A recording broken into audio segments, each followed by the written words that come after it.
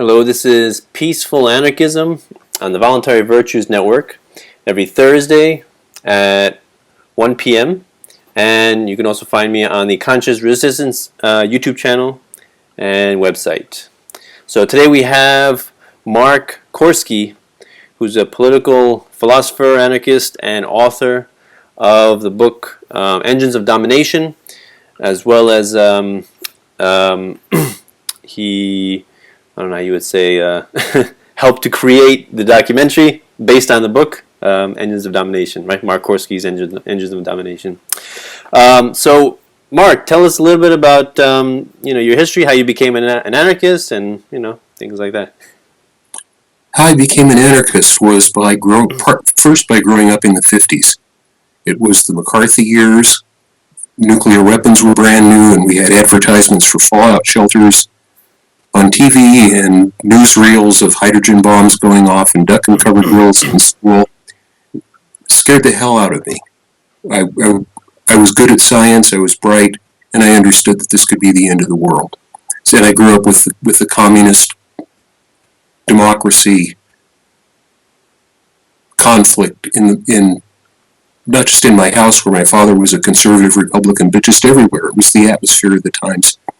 I grew up fairly well indoctrinated by my father that America was the greatest country on earth and our system was perfect and the commies were out to destroy us and we had to do anything to stop them.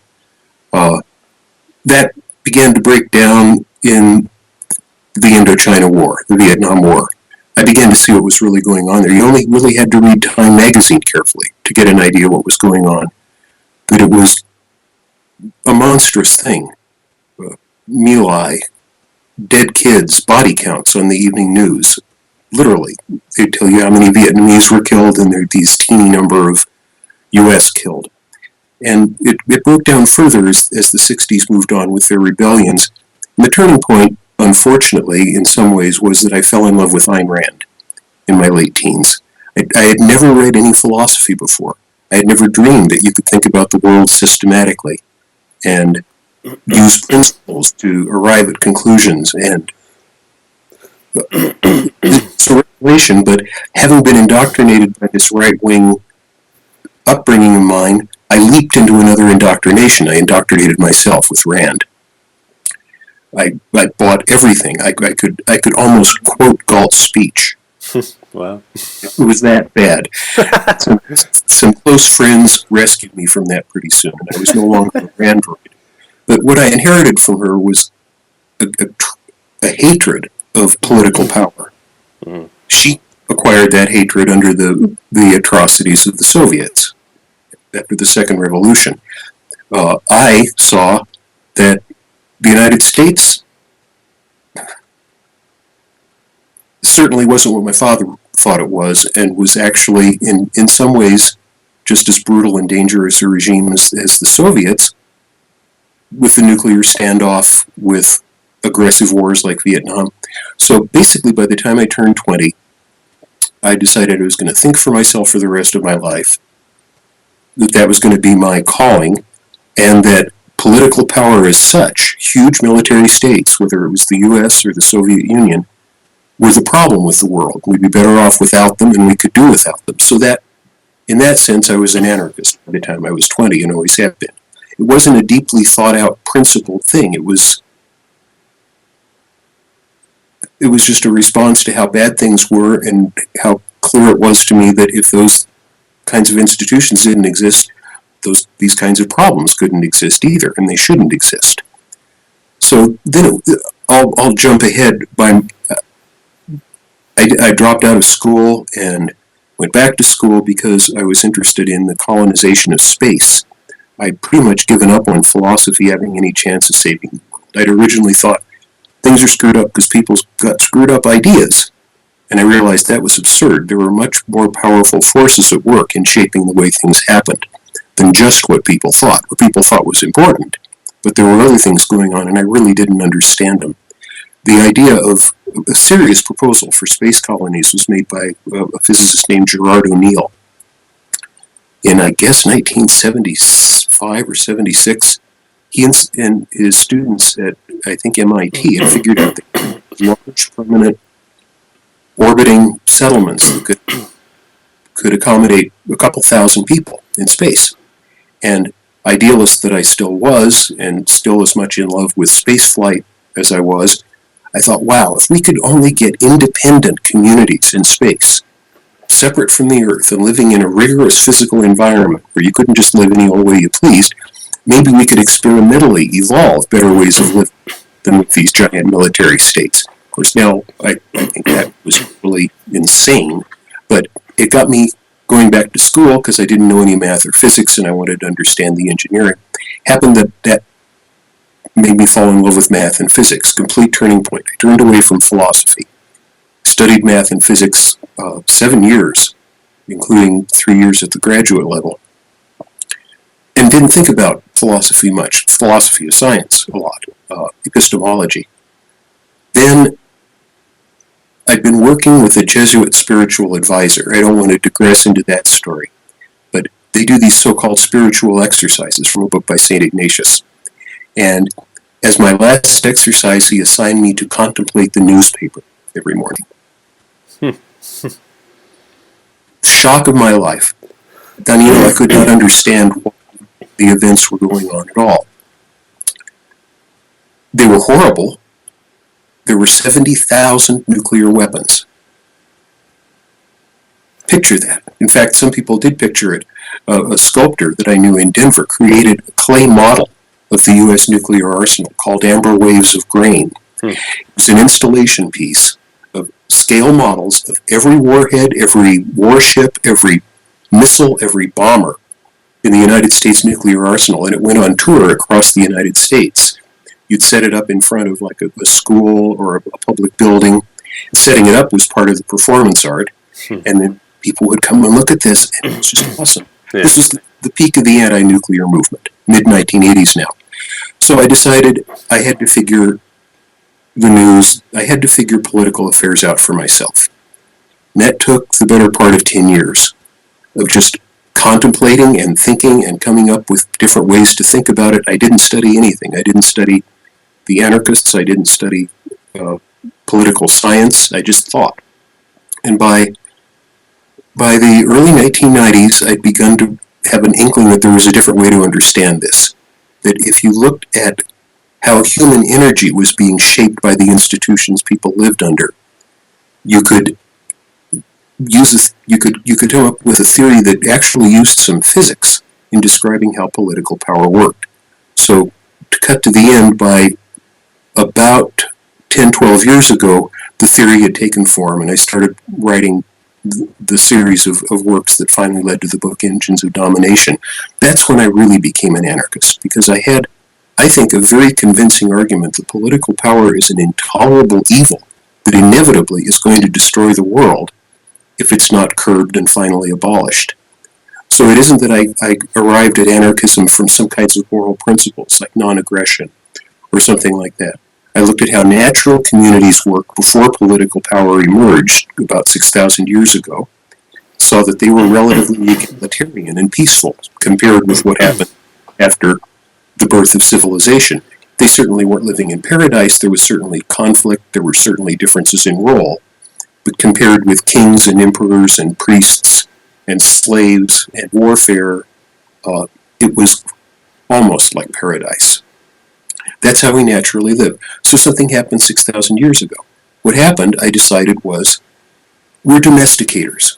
Two of the things that make us stand out most from other species are that we make tools and we harness external sources of energy, most especially by domesticating plants and animals. And I decided that political power was an innovation when small groups of men learned how to domesticate communities of people. And in order to do that, like in order to harness any source of external energy, you can only do it in certain ways. And the things you have to do in order to domesticate a community function like an engine, a device that converts energy into useful work. And the necessary institutions I characterized as the components of the engine, and spelled out 7 in particular that I think were a good way of looking at it. So this engine converts the human energy of a community into authority and privilege for the rulers, at the expense of the community and its habitat. then once you've got any tool, when you use it, there are unintended consequences. If you just chop kindling, you get a pile of wood chips. If you put in a dam, you get a ruined river valley. There are always unintended consequences. So if you look at what has to take place if this tool is put into operation, you find that the unintended consequences include things like war, like a relentless race to create greater means of destruction and countermeasures against them, that political power must expand because it exhausts the riches of the region that it occupies and has to move on to further ones. And most important, that it inevitably, at a certain scale, is going to damage and finally destroy the habitat. So all of these unintended consequences of the tool in operation led to the situation that we're in today, which I call the human emergency. We're facing a set of unprecedented disasters that could exterminate humanity, frankly, or certainly put us into worse conditions than we've ever experienced before. Certainly the threat of nuclear war is a huge one, not like it was in the 80s, but in some ways even greater, because the United States is doing everything it can to make an unopposed first strike possible with ABM technologies, by militarizing space with anti-ballistic missile, satellite killsats, and so forth. There are more nuclear powers than there have ever been, and the United States has its first strike nuclear policy now, where the entire world knows, don't mess with us, we'll nuke you. It's been explicitly threatened against Iran most recently. Israel has its, what's it called, the Samson option, some horrible euphemism for its first strike policy. So the nuclear war and the threat of nuclear war is part of the human emergency. The habitat is being destroyed at an appalling rate. If all of the destruction stopped today, we'd suffer the results of the destruction that's happened so far for generations or centuries. There are biological emergencies happening. The changes in the climate are causing catastrophic changes in the habitat. Contamination from industry is damaging the habitat. Catastrophic changes in the entire world ecosystem are possible or even very likely. There are biological disasters that threaten us, as half the world's population is in cities now, and cities are high concentrations of stress and toxicity. Pandemics like no one's ever dreamed of before are possible. Biological weapons research is creating the most virulent and dangerous possible kinds of pathogens. Supposedly they can contain them. We have a huge activist movement going here. I live about 75 miles from the Los Alamos National Laboratory, where we're trying to restrain the development of bioweapons there. And then there's the spiritual side. An emergency is a situation that requires urgent and immediate action. The human spirit is being degraded by the system of corporate power around the world. Traditional livelihoods are destroyed. Traditional community substructures that have made life a rich and interconnected experience are being destroyed, and people are becoming isolated and atomized. And live in a world where so many of the things that made life meaningful and rich are lacking. That's another emergency. That's no way to live.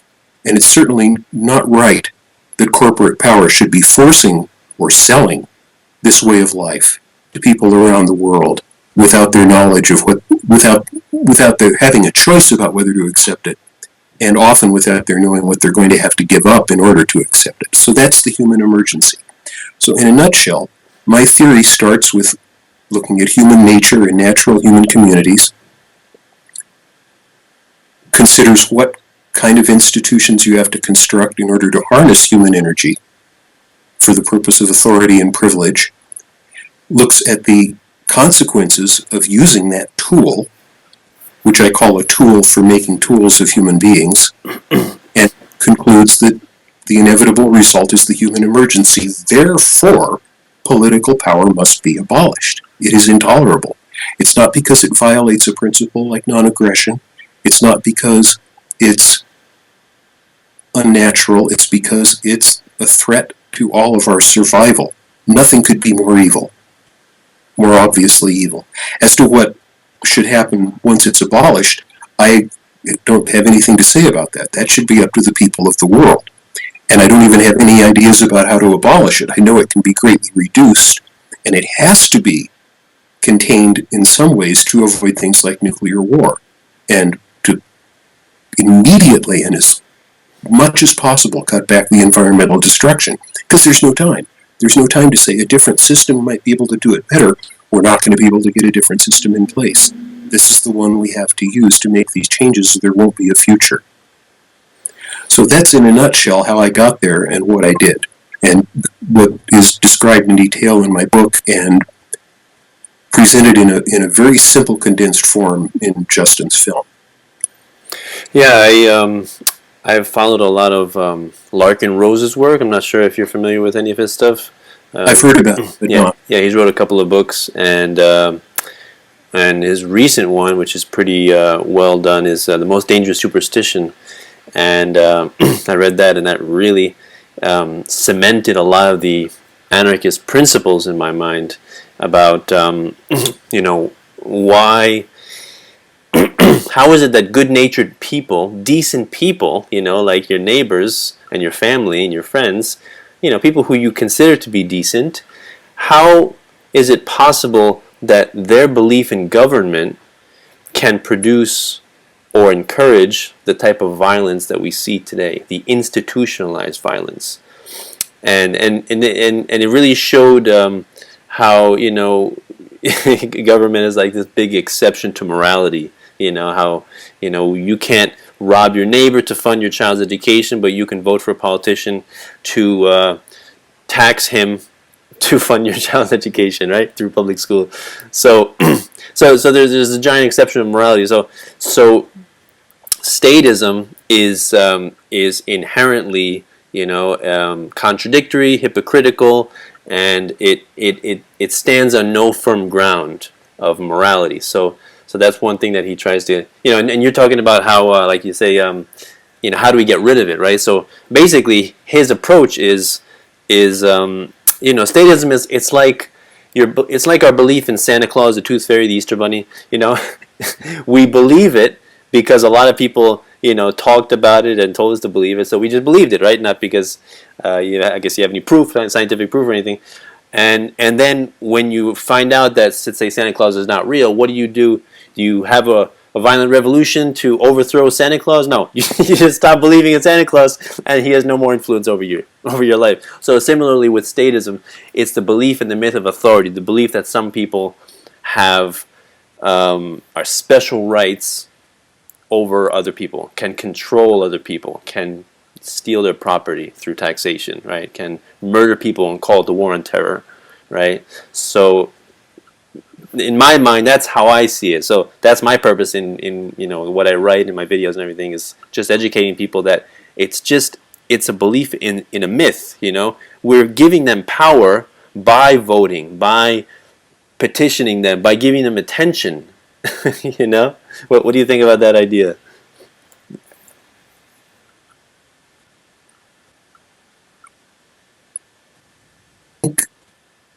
I think very differently from that. I certainly believe that it's true that a great deal of what keeps political power in place is people's mistaken idea that it's a necessary and good thing, and that's strongly encouraged by those in power, of course.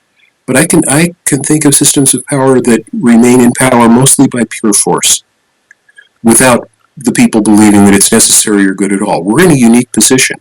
We're in a country that developed on the wave of the Enlightenment, with the ideals of democracy and fraternity and liberty, and that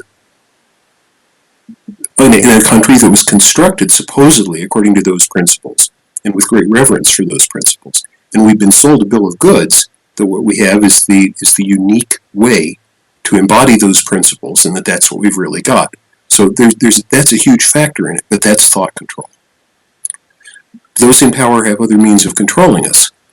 Santa Claus does not have the police, the courts, the army, and the corporate press in his pocket. Oh yeah, quite right. See, so stop believing in it, and with the police being militarized all over the United States, with the surveillance state in place, Oh yeah. and with thought control still working very powerfully on a small, active, organized, and influential part of the population, political power is not going to go away. We're going to have to take organized action and unorganized action. People are going to have to come up with creative ideas spurred by situations in which they're really hurt and enraged, or those they love are really hurt. And there's no foreseeing what that will lead to, and there's no foreseeing what those in power will do in response to it. To me, ingenuity is critical in this. It took we're incredibly ingenious creatures, and it took a great deal of ingenuity to create political power. It's going to take that same kind of ingenuity to overcome it. And creativity is creative because no one can anticipate what it's going to come up with. Mm-hmm. We can't anticipate what will be done and whether it can succeed. I'm optimistic some of the time because I see how much people have accomplished creatively. And I really believe that we're incredibly good creatures. There I agree with Larkin too. It's only a very small number of people who can harm others without remorse, repeatedly and on purpose. And given institutions that require and reward and enable that kind of behavior, they can take over the world, and they have. But it's going to take more than a change of mind and attitude, far more, because they're not going to give up easily. They have the world to lose, and they know it. And they know there's rising opposition to them. But we're in for some kind of incredible drama that we can take part in as best we can. And I agree that it's of utmost importance to fight the thought control system, to do what you're doing, to do what I'm doing, and Justin with the documentary, to help people see things more realistically, or to encourage people who already do that they're right, they're not nuts, the system is nuts. That's critical, and the farther that can go, the better. Modern domination depends on thought control to a unique degree. For most of its history, it was the upper classes and the educated classes that were highly indoctrinated. The most indoctrinated person in the community was probably the priest.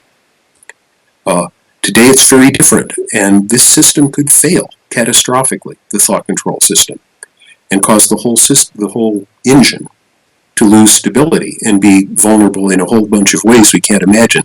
So there's points where I agree, but there's critical points where I don't agree. Yeah, I see where you're coming from.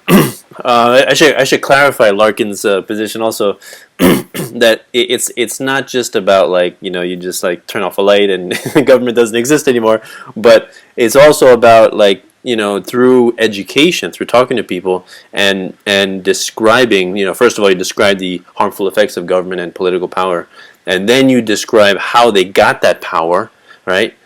Because if you think about it, there are maybe a few hundred or maybe 1,000 politicians or bureaucrats, let's say politicians on Capitol Hill, and they control 300 million, right? But how do they control 300 million, right? They're not actively robbing people, of course. They control it based on the law enforcement, right? Law enforcement, military, basically give the teeth to the their violent laws, mandates, edicts, and things like that. So without those attack dogs of the police, they would be just twisted sociopaths trying to control other people, and they would be sent to a padded room, right? So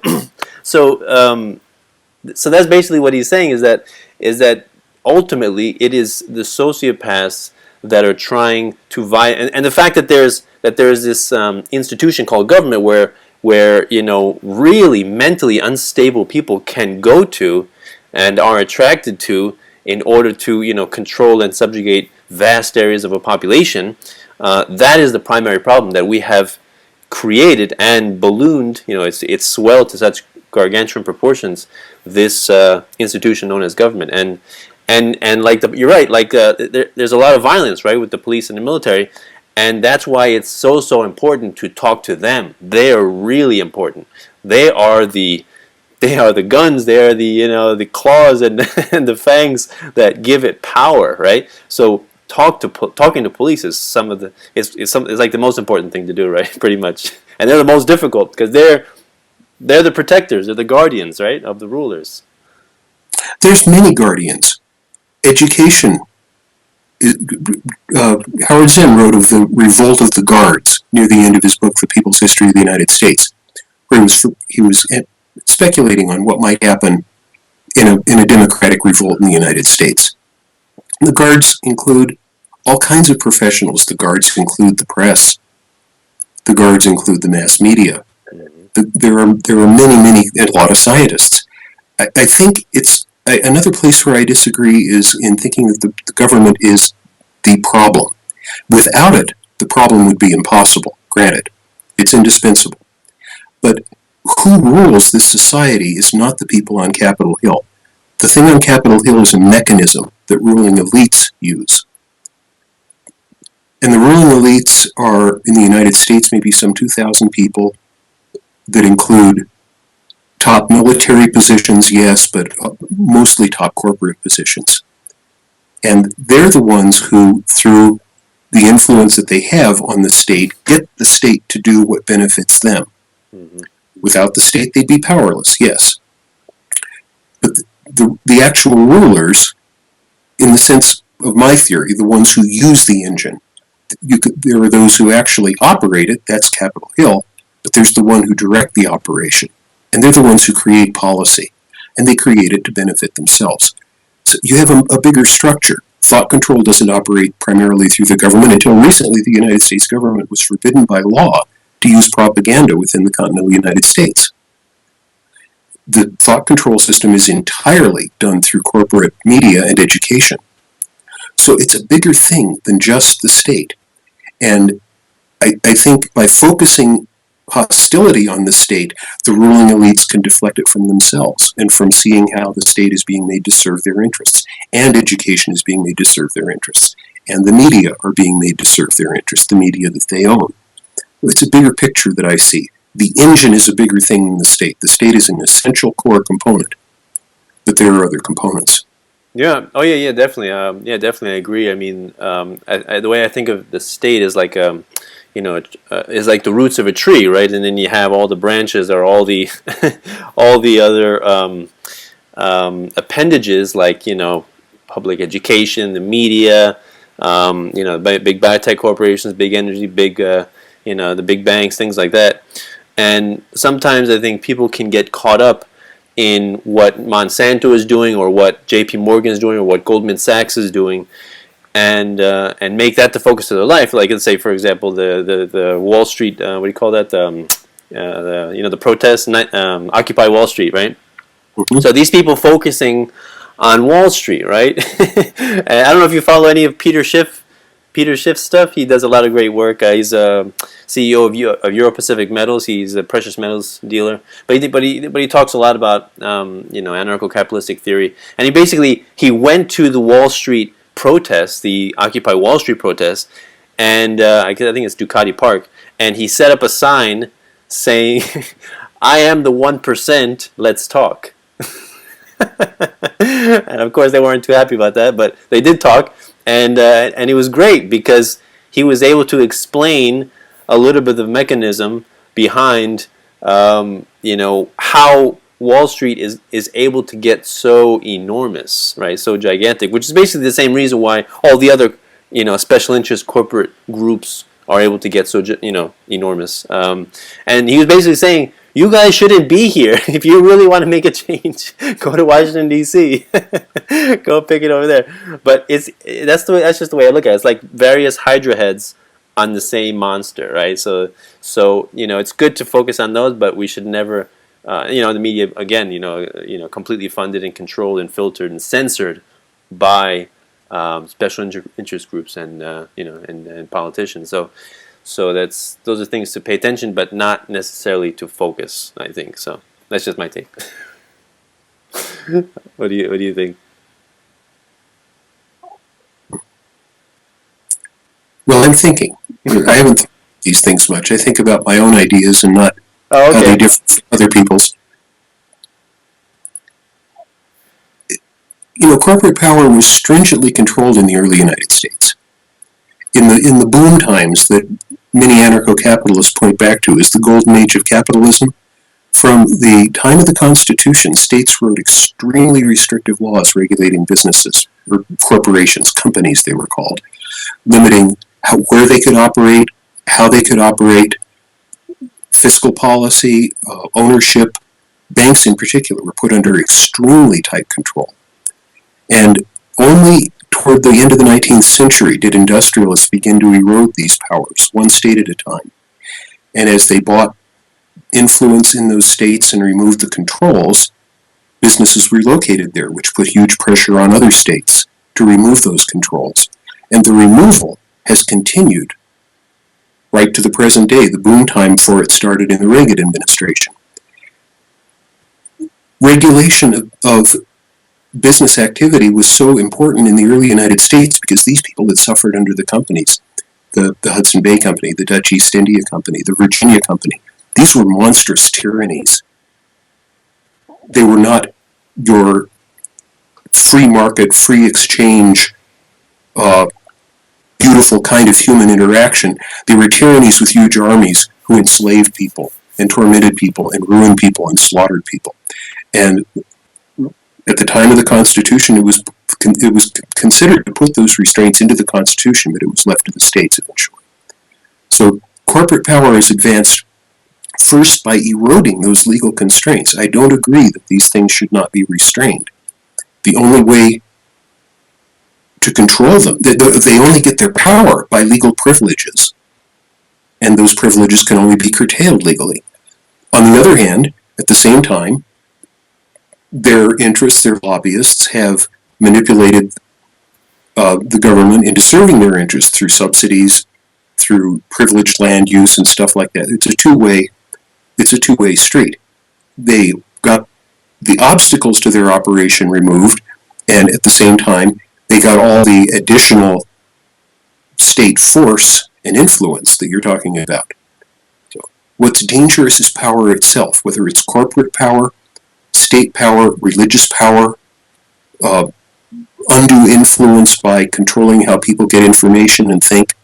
It's the ability of me and my group to get you and your group to act according to our intentions, no matter what form it takes or what institutions it takes to do it. I can imagine an amazing tyranny with no state.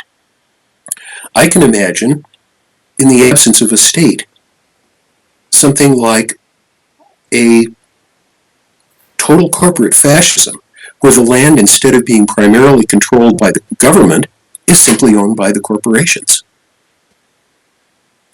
where all of the resources are in their hands, and where borders are strictly controlled.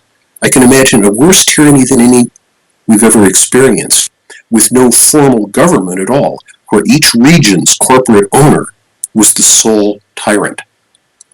It's the tyranny, it's the control. Human ingenuity. If we succeed in just getting rid of the state, we might find ourselves in an even more horrifying situation than the one we're in now. We should concentrate on whether there are some people who can control others and capture their human energy to their own advantage by whatever means, and be very alert to every means that can possibly be used that way.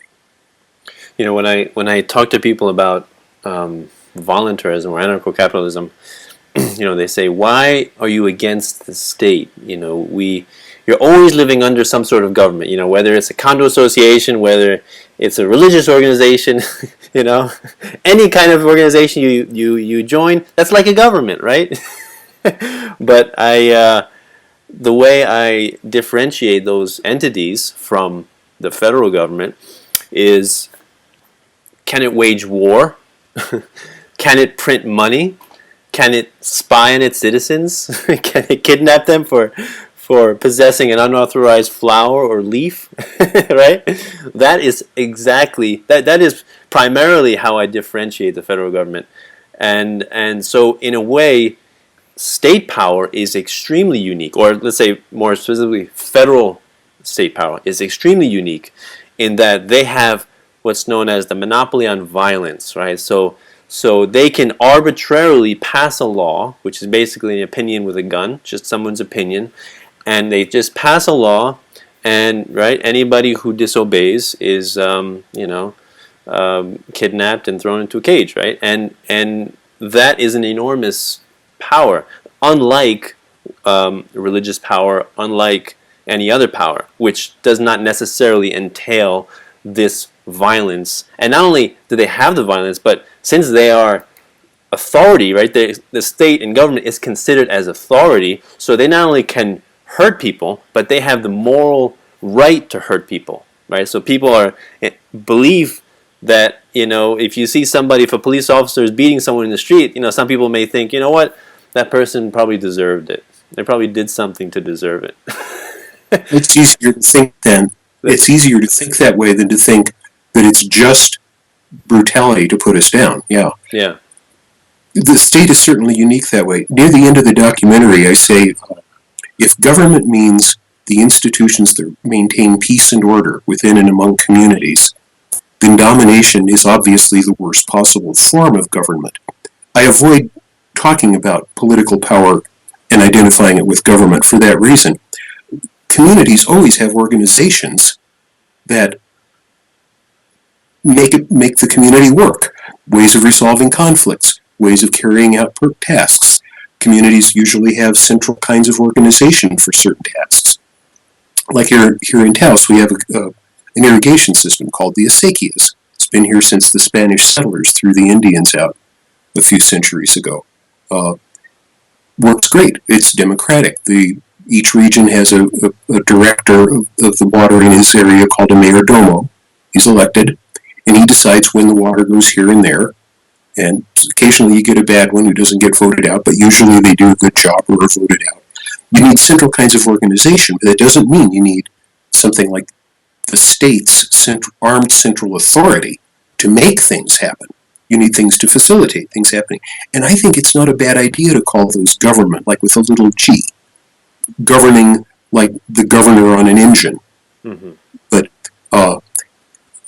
because when people become opposed, when people focus on the state exclusively and think we should make it go away, they're robbing themselves of they're blinding themselves to the fact that the government is the only tool we have for stopping the threat of nuclear war and ecological destruction right now, and it has to be done urgently.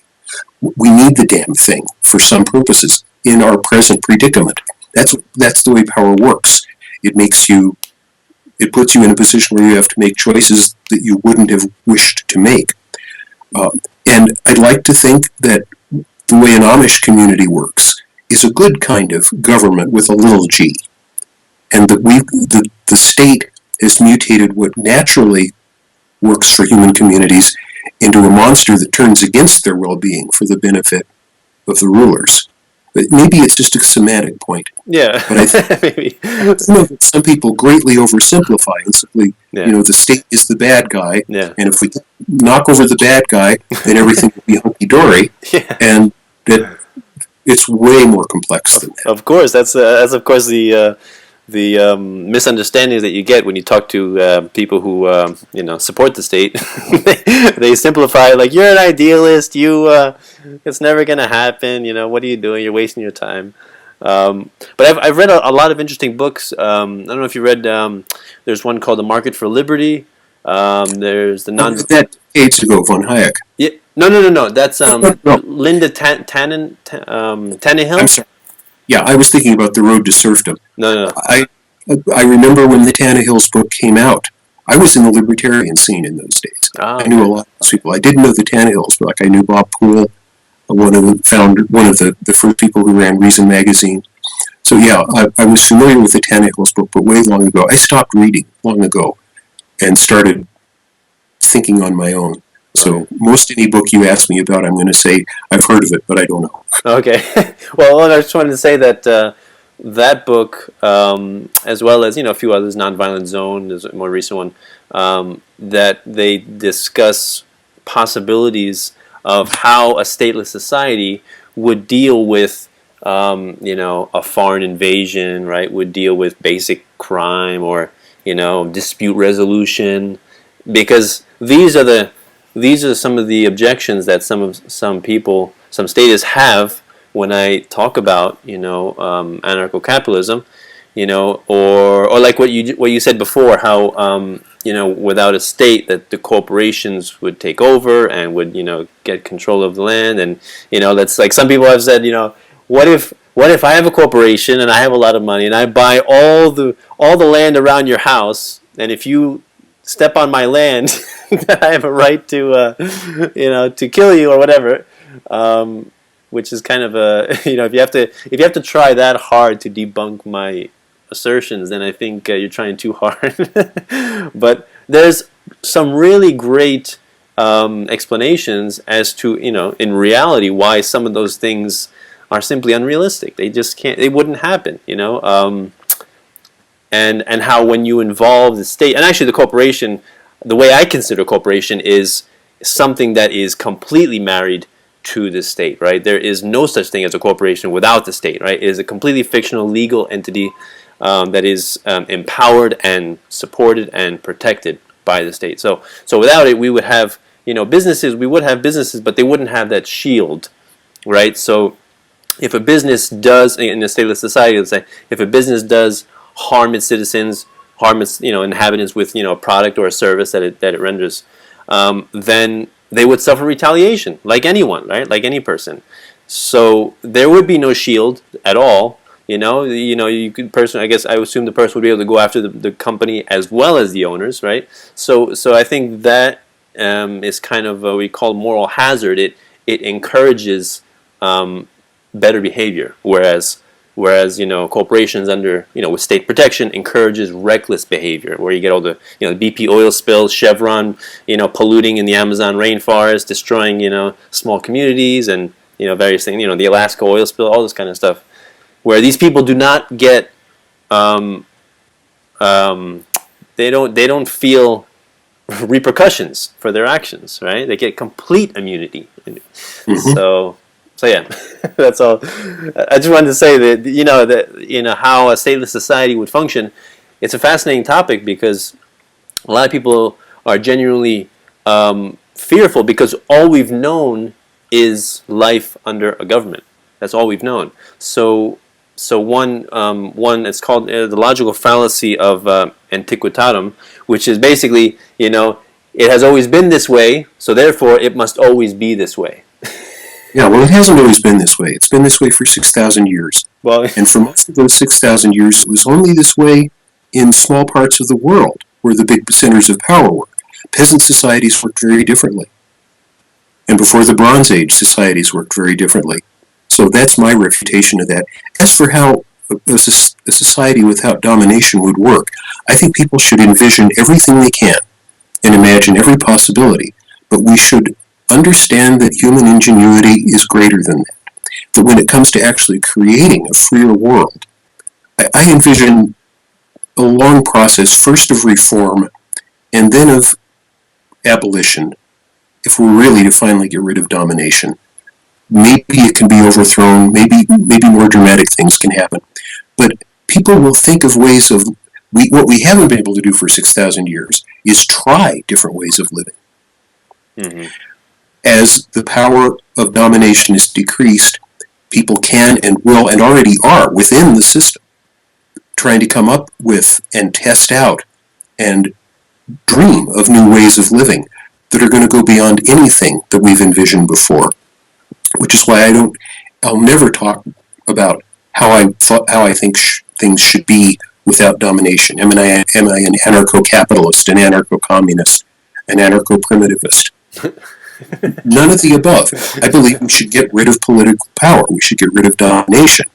And as we do that, it isn't going to be sudden. It isn't as if suddenly they're going to take the state away and we'll have to figure out how to do everything. Oh my God.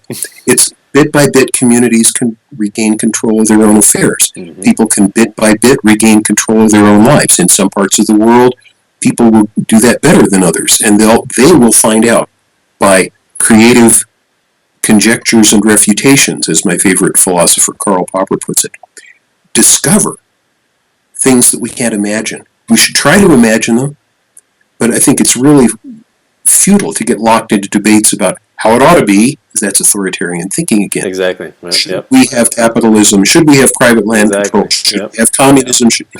I have my own feelings about that, but it's a moot point. Yep. It's going to be decades or generations before things are so much different that a substantial part of the world is functioning freely.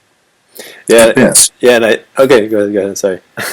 That's fine. I was pretty much done. No, I just wanted to say that another thing I get from people is if your anarchist society is so much better, how would you deal with X, which is kind of hypocritical or kind of, I say, contradictory, because if I don't think anyone should rule, then me saying how things should work is kind of like me being the ruler, right?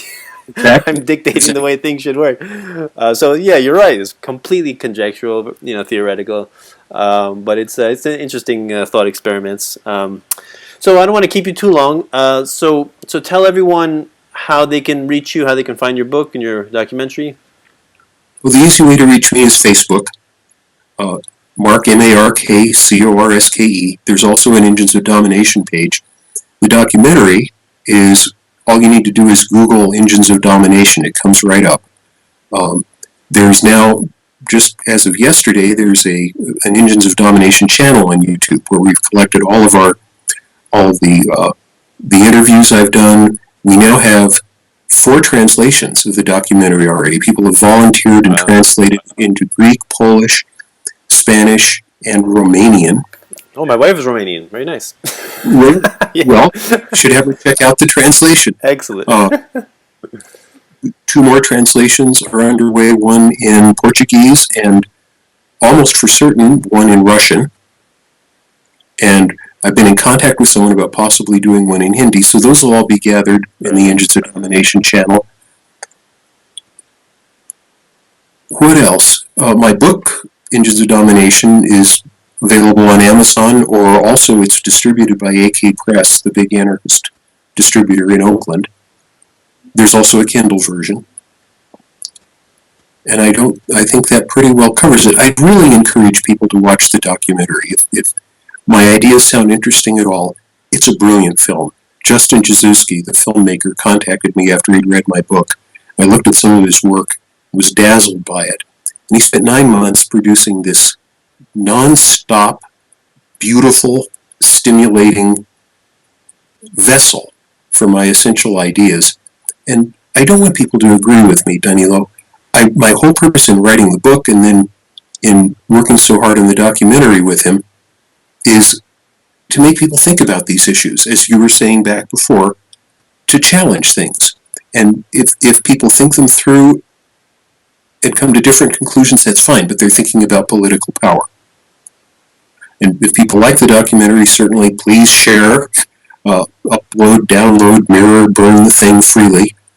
We're hoping to enter it in some anarchist film festivals next year. Oh, right. And get it out to an even wider audience. But the initial response has been amazing. In under 2 months, it's had 30,000 views. Excellent. Yeah, very good. And we're hoping for some developments in the near future that might give that a big boost. It's a labor of love. I've put decades of my life into thinking about this. Justin has put decades of his life into becoming a brilliant filmmaker. And we work together to make something that we hope will be a real treat, even for people who completely disagree with it. There's some scenes in it that are gut splitters and tearjerkers, I think. So please watch the film. Think about it. And talk to people about what you think about it. Pro or con. Keep your mind on this problem that we all have, this problem of domination, and what's wrong with the world and what we can do to make it a better one. Yep, I saw the film and it's excellent. Highly recommend it. Excellent footage, excellent narration.